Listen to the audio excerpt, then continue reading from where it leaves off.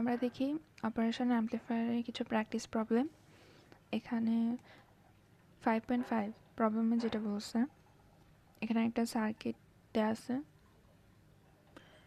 সার্কিটে V output বের করতে বলছে। তাহলে এখানে সার্কিটটা যদি আমি দেখি, এখানে একটা 3 ভোল্টেজের সোর্স দেওয়া আছে, এটার সাথে 4 কিলো ওহম আর 8 কিলো ওহমের দুটা রেজিস্টর কানেক্টেড আছে, আর এটার সাথে আমার প্লাসের ইন ঢুকতেছে। তাহলে এখানে এটা থেকে আমি বলতে পারি যে এটা আমার নন ইনভার্টিং কেন? কারণ এখানে আমার ইনপুট যে সোর্সটা সেটা আমার পজিটিভের সাথে কানেক্টেড আছে, আর এটা হলো মাইনাস, সেটার সাথে আমার আর I R R F connected আছে, যেটা আমরা ওপিএম এর ওয়েব বেসিক্সে দেখছিলাম। আচ্ছা, এখন এইখানে যেহেতু আমার ইনপুট যে ভোল্টেজটা সেটা আমার দুই ভাগে ভাগ হয়ে যাচ্ছে, তাহলে সেক্ষেত্রে আমি হলো ভিডিআরটা ইউজ করব।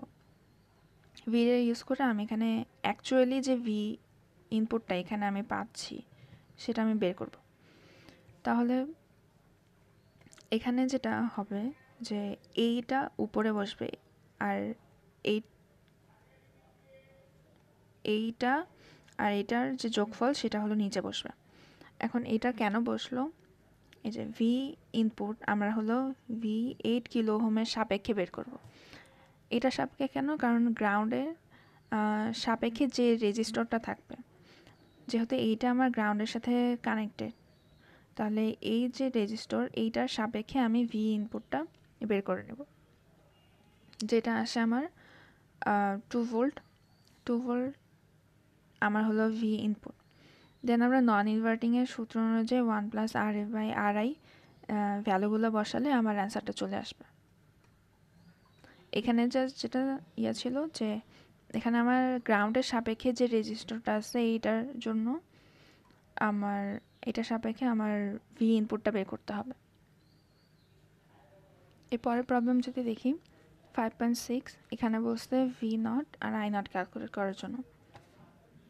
এটা দেখেই বোঝা যাচ্ছে যে এটা সামার অ্যাম্পলিফায়ার, আর এখানে যেহেতু মাইনাসের সাথে সোর্সগুলো কানেক্টেড আছে, তাহলে এটা ইনভার্টিং সামার অ্যাম্পলিফায়ার।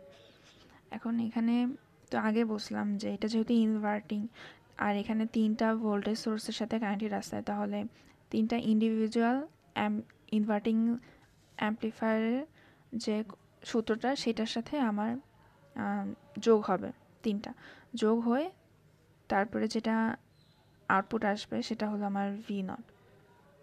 এখন এখানে আমি জাস্ট মাইনাসটা কমন নিয়ে ভিতরে প্লাস করে দিছি, আর এখানে ভোল্টেজ সোর্স একবার 1.5 জন্য এটা, আর এখানে আর এফ তো সবগুলোর জন্য সেম, কারণ এইটা আমার আর এফ।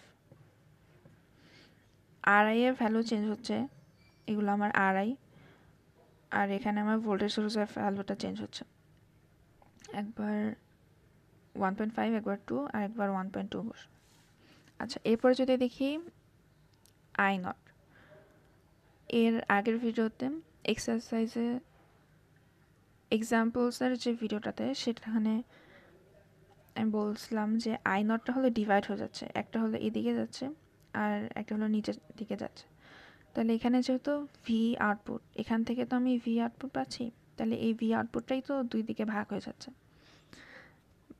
তাহলে এখানে জাস্ট ভি বাই আর এর আমি সূত্র বসালাম, সূত্র বসিয়ে ক্যালকুলেট করলে আমার অ্যান্সারটা চলে আসবে।